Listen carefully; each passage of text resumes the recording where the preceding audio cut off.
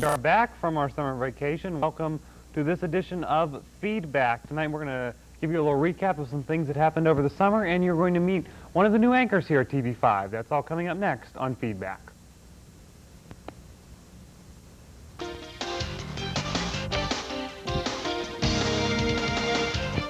strongest thing I've ever had in my life.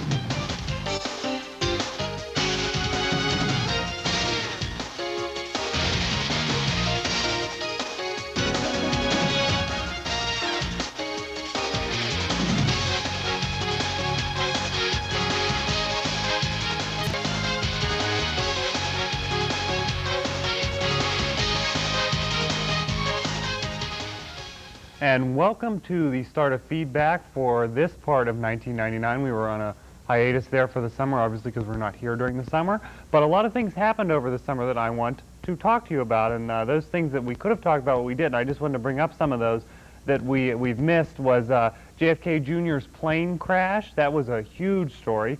The shootings in L.A. and Atlanta, and now just last week in Fort Worth. We actually are going to address some of that coming up later on today's show. And George W. Bush and his alleged drug use, and this all part of this presidential campaign that's already been going on for eons, and it seems like the presidential election is still eons away, so this is like the longest presidential election ever. George W. Bush winning the Iowa caucus, but not by as much as they had expected. Obviously, the Iowa caucus not counting for anything official, but not winning by as much as expected there. Hillary Rodham Clinton probably running for Senate in New York. They bought a house up there. Bill Clinton offering clemency to some Puerto Ricans. That's been a big story recently. Congress is not happy with him doing that, but Clinton's claiming executive privilege. That's been up. But the big thing has been this presidential race that's been going on forever. Now, on the Democratic side, it seems they've been making fun of Al Gore as this stoic person the whole time. And that he shouldn't be the next president. Well, I don't know if he should be or not. I haven't made my decision yet. But just 2 days ago on Sunday afternoon, excuse me, I have a cold, I was watching CNN in the afternoon, and they had Steve Forbes on for an interview. Now, when Steve Forbes first entered the race, I sort of thought, yeah, is he really going to be that big of a contender? Well, it turns out he probably is going to be a really big contender because he has a lot of personal money that he's putting into the race, just as George W. Bush has already had a lot of money that's going into the race. And I was $36 million. That was some of the big news this summer. Well, Steve Forbes has his own personal money he's putting in the race. Well, I saw him on this interview, and anyone who's ever said that Al Gore was boring should have watched this interview. Steve Forbes did not move. His body stayed in one position. Very directed answers, not really being lively. I mean, I've seen Al Gore actually at least be a little bit entertaining when doing an interview, but I was just not that impressed with Steve Forbes. And as I said, when I first heard that he was going to be in the race, I kind of thought, oh, this isn't going to be that big of a deal. Well, it turns out that he's probably going to have a chance in the Republican race. We also have heard in the last few weeks that Pat Buchanan may be bolting from the Republican Party, going to the Reform Party to get their nod onto the ballot. So this presidential election, which I'm so tired of hearing about, but here I am talking about it, is going to go on forever, it seems, and I'm sure we're going to be talking about it more. But right now what we're going to do is we're going to take a break, and when we come back, we're going to introduce you to our newest anchor here at TV5. That coming up next on Feedback.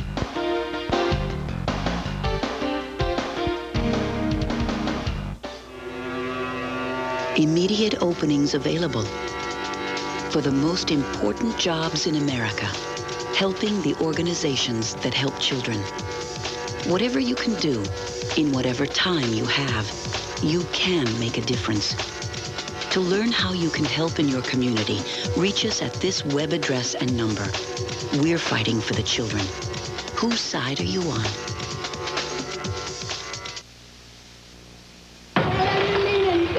You're getting so angry. That's enough! Enough! Enough! I'm gonna give you something to scream about! Get over here! Get up! I can't. I'm talking to you! Get up! I can't. Stop trying! You're asking for it again!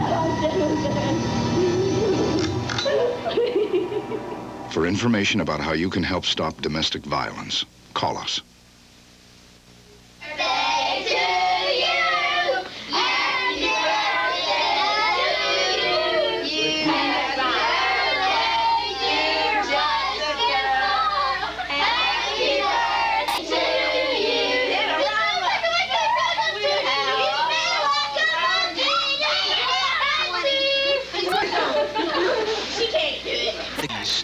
Friends don't let friends drive drunk. More, the world can seem pretty big, but these kids are learning more about it every day. Because in his spare time, Harry Cooper teaches the children in his neighborhood how to use a computer. And every time he does, he puts the whole world in their hands. Couldn't you do something? No, it's not your money. It's you we want. Come on, pick up that phone. A kid ahead.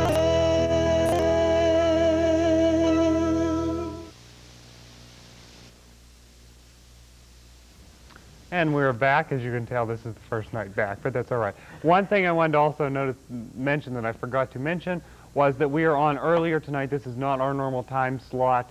There's special programming here on TV5 tonight. There's a football game. Yeah, it's the Clarion limestone game. We have Chiefs going on right now. As I said, it's night one. It truly is night one. But what is it? It's a football game. The Clarion limestone game, recorded from Friday night from Black Gold Video Productions. Right. They were courteous enough to send that to us. We will also be showing some highlights of that tonight on TV5. I'm sorry. This is Mike Markewinski, our station manager, but wait, let me get to that in a second. But what I was saying was that we are normally on at 7:30. There's just a game tonight. Following the game at 9:30? Yes, following the game at 9:30. 9:30, the news will be on, so you can catch that. Now let me introduce these people. It's chaos, and I love it. This guy you've seen before. Yes, I was on your first show. And we have him back. Mike Markewinski, our station manager. Filling in for Christy. Yeah, that's right. I'm going to explain why you're here, but this is... Well, let's let you introduce yourself. Let's give you your big introduction here on TV5. We'll let you do it. Okay, I'm Brian Cook. I'm 19 years old, and I'm a sophomore here at Clarion University, a freshman here at the TV station. I reside in Pittsburgh, and I'm really happy to be here. All right, so you are a new Tuesday night anchor, so you'll be on tonight at 9:30. Christy DeZort will be anchoring with you, and you can all remember Christy from last year. Was not able to be here. She's still working upstairs on the script. Yes, we're having some problems with the teleprompter. So she's upstairs working. So... Yes, I graciously agree. I mean, it was a last-minute thing. He says he graciously. Like, I mean, I would be the one to say that, but he says he's... But no, we're glad to have you, I guess. Well, thank you. Yeah, but so we don't need to... That's right. We don't need to go through your introductions. We did that last year. But let's go back to you, Brian. Why are you here? Why are you doing news here at TV5? Well, actually, this is kind of funny because when I was younger, I was 2 years old and I wanted to be an architect ever since I was 2. Okay, I wanted to build rides at Disney World. Okay, you know. But as I matriculated and got older, I wanted to be a news anchor. I went to Central Catholic High School in Pittsburgh, and we had a closed-circuit television station, and everything was student-run, and I was one of the anchors for the year. And it was a lot of fun, and I enjoy writing, and I enjoy reading, and I enjoy public speaking. So it is a chance for me to get a chance to enhance my way of practice all those exactly, talents. right. Do you want to do this once you graduate? Do you want to be in television? Yes, I would like to be an anchor in a big metropolitan area. Ooh, tough. Right, That's it is. tough. It is. What do you want to do when you? What do I want to do? I would love to be a news producer. I'm gaining my experience now, but I love news. I am a news junkie. You know the term. It's a term that we use here in the industry, but basically, I'd like to get into the news. I like the different aspects of whether it comes to doing a live shot or whether it's just in the writing or just putting the show together. Basically, I find it interesting, and that's why I love to be on the production end of it, as being the producer of the newscast. I'd love to end up in the 19th television market to start out with, then eventually move up to the first or second market. But I don't foresee that happening, so... Like, no offense, but you know, but I also want to get into television, and just as a thought, to sort of play up what you guys thought, I don't think I'd ever want to work in that first market or second, Chicago or New York or L.A. Like you said you do, but would you want to work that high? Well, yes, because they expect a lot from you, and if you have high expectations for yourself, then you know that you're able to do it. But I'm just like, it's just so much work. That's actually, but you know what? I mean, anchors in that, when you get up that high, aren't doing as much, but still a lot of. I mean, you have a lot of people behind the scenes to do the work for you. You just sit there and look pretty and read the copy.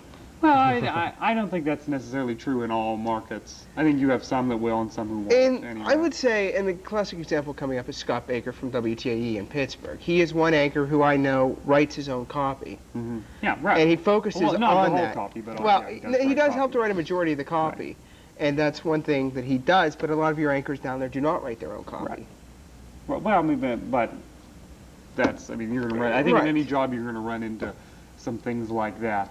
But the news business, what a scary thing, isn't it? It is. It truly is. Do you want to do anything outside of news? Do you want to? Would you ever think of branching off into a goofy program like this? Well, Kind of like Goofy. well, yeah. Well, it is pretty interesting to be a talk show host. But I'm also a musician, also. So I was thinking about doing a minor in music, because what I do is I play jazz, and I do a little bit of jazz in Pittsburgh.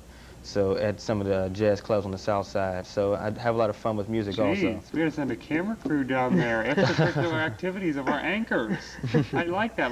That's a hint, isn't it? I mean, is this? Yeah, that's right. It is. Do you do this? I mean, is this a lot? Do you do this like every weekend or? No. Well, when I was in high school, I did it pretty frequently. But now that I'm in college, I can't really go back as much during the school year. But during the summer, I sometimes play. As a matter of fact, couple summers ago, I did entertainment on the Gateway Clipper. Oh. So I For had a those lot of you of fun not with familiar from Pittsburgh, that's the big boat line that takes people around down there. I'll ask you guys, what did you do over the summer? Anything exciting besides play on the Gateway Clipper? that. Well, actually, I did telemarketing. Oh, Yeah. you're one of the people that I can't stand. Right, right. That was me. That was me. We get a lot of rejections, but it was a lot of fun. It was a good experience. What I did is I did fundraisers for the firefighters. It's the Pennsylvania Professional Firefighters Association. And what we did is that we promoted a show that's coming up in the fall. As a matter of fact, next month. And what we do is that we send them the tickets on the honesty policy, and they send them back to us. So it was a lot of fun, and it was a good experience. Did you get a good response from that? Yes, I did. Yes, I did. It was good practice. Well, see, I wouldn't be more apt to talk to someone like that than those Visa people or who would sell me credit cards or MasterCard or whatever. Right. But the local, I'll talk to them. And what about you? Oh, I like this. What about you? Well, what did you do over the summer? Well, actually, I spent the summer doing some segment producing for a local cable station I work for in my hometown. We were at Steelers training camp. Where? Oh, the hometown is Charenham, but the station's in New Kensington. We're available to 40,000 plus homes. Operates on the cable system just like it does here in Clarion. But I did a lot of segment producing. We were at Steelers training camp. We were at the Mario Lemieux Celebrity Golf Invitational. We interviewed pirates. There were just different things that I produced as far as the segments went. And then I also was responsible for operating some different equipment machines down there and those things. Alrighty, well, what we're going to do now is we're going to take a break. We're going to come back and actually delve into the news. We're going to talk about some things going on, some things I actually mentioned in the opening of the show. That's coming up. We'll be back.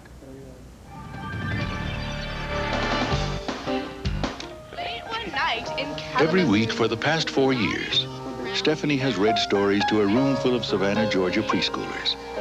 Every week, the look on the children's faces is priceless. The love that Stephanie feels from every child has made her life a whole lot brighter. Even though Stephanie has never even seen their faces. To see how you can help in your community, Cones of Light Foundation. Do something good. Feel something new. On the big highway of life, one safe is for kids. Backseat, baby. The front seat's not the place to drop out.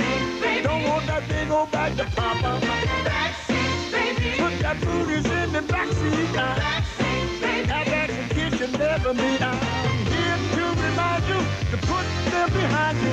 Backseat, baby. Wow. Backseat, baby. To stay alive even when I drive. I'm sure some of you feel funny talking with your parents about things you hear in the schoolyard, things about sex, drugs, alcohol. But if you talk with your parents, maybe you won't feel as odd or be as confused or frightened. Watching TV as a family can help get these tough conversations started. You can talk about what you've seen and what you've heard, how it makes you feel. Parents want to talk to you. Get things started today. Ask your parents to call for these free guides, Talking with Kids and TV as a Tool. His father left home today. I'll be there. Forever. Wait and see. He'll be twice as likely to drop out of high school. 30% more likely to attempt suicide. 'Cause I love you. Even if you don't live with your kids, your emotional and financial support gives them a better chance. The best friend you ever had. All right, and we're back. As I promised, we're going to delve into some things going on the news. something I hit upon earlier, all these shootings that we've had, starting with Columbine, really, and actually all the school shootings that happened before that, but also the shooting in L.A., the shooting in Atlanta, and now this one in Fort Worth, Texas. My question to you guys is, why do we think this is happening? Is this something society maybe pressures, or it's just something that I can't really pinpoint it? I'm wondering, what do you think? Society? We usually, a lot of people take it back to the home and the home training. Sometimes the way a person was raised can also have an effect on how they act while they're in school or while they're growing up. Sometimes it's been a proportion because it can also be an influence from their peers. So we really don't know exactly why that these people are doing these awful things. I mean, it's a great tragedy how, you know, there could be a math class, and all of a sudden there's a shooting in the hallway. We don't really understand it. Scary. I think part of it relies on the parents, because the parents are partially responsible for what's happening in their kids' lives. And I remember the one time we were talking about, and I can't remember where I was having the discussion, but we were focusing on the fact that parents today do not spend as much time with their kids as they used to. And an example was during the Columbine shooting. It was in my sociology class, as a matter of fact, I took over the summer, because that was something that really stuck to me, and I really wanted to learn about sociology. And we had discussed the fact that the parents really aren't noticing the cries anymore, that they're too busy with the work, and now that they have to bring in the money, but they don't have the time to focus on the kids. And the kids are the ones that are suffering, and in return, taking out the aggression from there, not knowing the difference between the right and wrong that the parents have taught us. You know, back in the late 70s, early 80s, your parents were at home with you. I'm not saying that the mothers have to be at home or the dads have to stay at home, but you were always given the attention. I want to pick up on your point about the parents. I think the problem may be that, first of all, as you said, working parents aren't in the homes. A lot of kids may only have one parent, or something where they're not able, obviously, to be home. And even some kids don't have parents. They may be in a foster parent or something like that. So I'm wondering if it's how society has changed now to these different types of families. Because you know, both of you picked on something from the home. Could it be that the different home life that there is now, it's not the way it used to be? Yeah, it is. And basically today we focus more on materialistic items. I mean, look at in Columbine, they were driving, what was it, Mercedes or BMW? Well, I mean, it was a very affluent but still, community. It was materialistic. And that's what they're giving a lot of their kids, are materialistic items. That's what you're getting. Okay. And they're using the materialistic items in place of love. You know, hey, Mom, can I have a brand new car? You know, I'll buy that for you, and then don't bug me for the next 6 weeks. That's a really good point. I like Television also has an effect on the way some children act, because cartoons and different television shows are sometimes attacking the younger children, and in a sense it is like materialistic items, sometimes like guns and cars, and you're not the best unless you have the best type of car, or unless you have a lot of money. So a lot of people also do different things also for attention, you know, because if you said, like, you know, I want to stress on your point about how the parents work. Sometimes there are two parents in the home, but both parents work, and they don't have enough attention, and then they feel like they have to do something like that to get attention. Well, maybe looking back, like you say, TV, I know I've watched old TV shows, and like on I Love Lucy, oh, it's a new hat, and it was like that they were so, like if Lucy got a new hat, everyone was like, oh, Lucy got a new hat, like, and they got a new car. Isn't that being materialistic? Do you think with more television now, though, everywhere you go, you're hearing about, oh, well, they got this, and on soap operas, on sitcoms, on anything? I'd say no, because television today is pure materialistic. Back then, that was the in thing. You know, the Jones down the street got the car. Dad, can we get a car similar to that? Now it's not like that, because everybody's competing with each other. It's not, you know, the Jones down the street got it. Now it's, you know, I have this. Well, Joe has this, and we got to top this, and this. And it's just getting to the point where it's, you know, they're just using the materialistic items to compensate and to, you know, just to keep up with each other. Exactly. Well, I mean, I think that's very similar to the Joneses down the street. They're always trying to keep up with each other. But back then you had a simpler life too. I mean, you weren't. I mean, basically, right. It wasn't brought out in the open, the economic hard issues or the. That is and true. Today it is. Yeah. Now you're hearing about constant poverty levels and those types of things. Well, you sort of attack TV. Like, let me attack magazines. There was something in the paper the other day. This man was a father, and he was writing about the teen culture and how strange he thought it was. He was saying there was an article, just some of the names of the articles in YM. One was 8 Ways to Tell If You're Really Ready. Just a lot of things like that, very open about sex in these magazines that are really geared. One of them's named 17, so obviously it's geared for these high school students. Right. Is that really affecting? Do you think it's those things, or do you think it's society and then those magazines just picked up on it? Well, you know, society has changed over the years, but going to the magazines, a long time ago, they were more censored. But now they're more open with sex and with violence and, you know, different aspects of everything that young children really shouldn't be picking up on. So magazines also has a big effect, similar to television and also to radio. That's an interesting point. Now, why do you think society is changed like that? Is it more openness? Are we interpreting the First Amendment too widely now that we're letting so many things get out there? Is this, I mean, because isn't there a good side to it as well? I think that there is. I mean, being open now has allowed, you know, the AIDS virus to come out, and, you know, teaching teenagers to practice safety, and, you know, maybe, I'm not exactly sure, I don't have all the statistics in front of me, but maybe pregnancies have gone down a tad from in the past.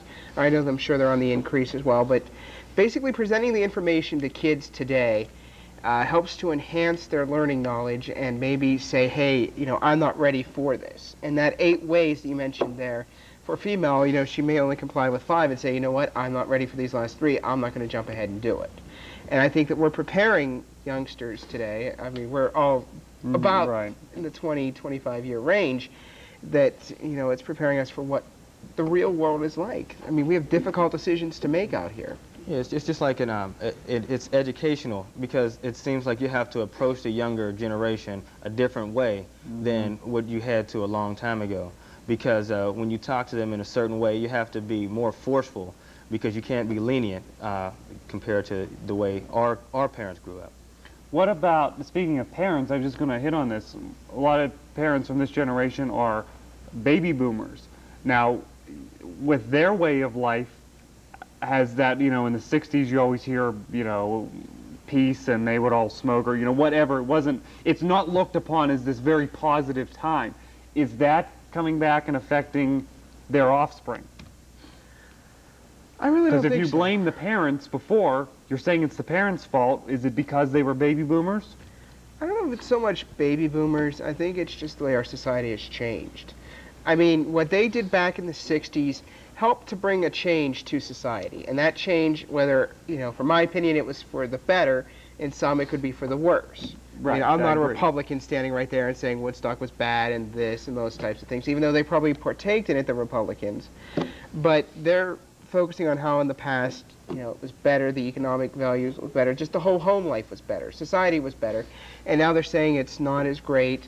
But, you know, it's helped to make people better, learn more. We know more now. We're much more free to talk about different subjects. Then it's not taboo. And television is one thing that's changing the entire medium. I mean, nowadays you're using words that have not been on before. You've seen certain situations you wouldn't see before. And the classic example would be a woman getting raped or somebody getting raped. I mean, it's an extreme, but it shows the emotions that they go through and the treatment that they go through. And that helps to prepare, you know, somebody's friend if that was to happen to them. Right. Any thoughts on that? Yeah, I do agree with that. When you do approach them in a different way, back in the 60s, when you talked about a certain issue, say or even in the 50s, you talked about a certain issue similar to sex, it was like, oh, you know, and it was very sheltered. So now we're more open, so it's more effective. All right, you know, as I said last time, I will quote it exactly as last time, always abridged here. Yes. We're running out of time, but good luck on the news tonight. You're at 9:30 with Christy, so everyone can stay tuned for that. And I'll be running around. You're upstairs. behind the camera. Yes, so I guess I will be producing the newscast tonight that you'll see. All right. So thank you guys for joining us. Pleasure. And we will be right back after this. Programs like mentoring, job training, counseling, along with after-school activities are keeping them away from kids. Look around. Kids involved in the program are kids' trouble. It takes you and programs that work. Call 1-800-WE-PREVENT and we'll send you a free booklet. Call now and help take a bite out of crime. Where have the children gone? Long time passing. Where have all the children gone? Long time ago. Where have all the children gone to graveyards by one? Oh, when will we ever learn? Here's my nephew Scruff. Bobo, where's your video game? In here. Well, look at this. Uh-oh. It's my dad's. I want to hold it. What'll I do? If you get my new comic activity book, More Adventures with Scruff, you'll find out what you can do about bullies. You'll see lots of games. Cool. Scruff, McGruff, Chicago, Illinois, 60652. Could help take a bite out of crime. I want it. I want it.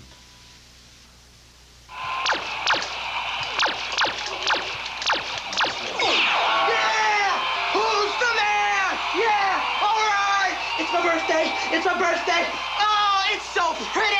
Oh, I told you, don't be bringing that weak stuff in here. Yeah. Who's the man? Who's the man? Exercised lately?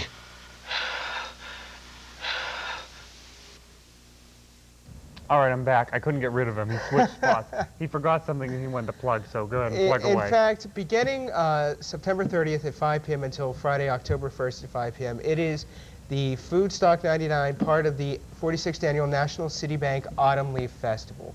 And primarily, what's going to be happening is that you can make your donation. They're trying to get into the Guinness Book of World Records for most food donations. And it is a worthwhile cause. TV5 and WCUC 91.7 FM, our sister station, are teaming up for this worthwhile event. If you're interested, there are several businesses throughout the Clarion area which you can drop off your canned good donation. Basically, you go in, drop off your canned good item, sign your name, your phone number, and the number of items that you brought, or you can make your donation during the 24-hour period, which I know the goal has not exactly been set yet, but I know it's probably in the million range or up from there. But you can keep it tuned to 91.7 WCUC all night Thursday into Friday for updates on the totals, because the goal I know has not been set. They're looking into that right now on the world record. Apparently it's in a box in London, and they're putting all their computer files. Oh. They're updating the files and putting them into the computer, and they're still looking through, and they're not exactly sure of the goal. We should have that for you next week, and you can keep it on 91.7 WCUC. Mark? Okay, good. Now you can get out of here. Thank you to you and to Brian Cook for joining us. We'll see you tomorrow with Dave Marsh and Christy Herman, our Wednesday night anchor team. Thanks. See ya.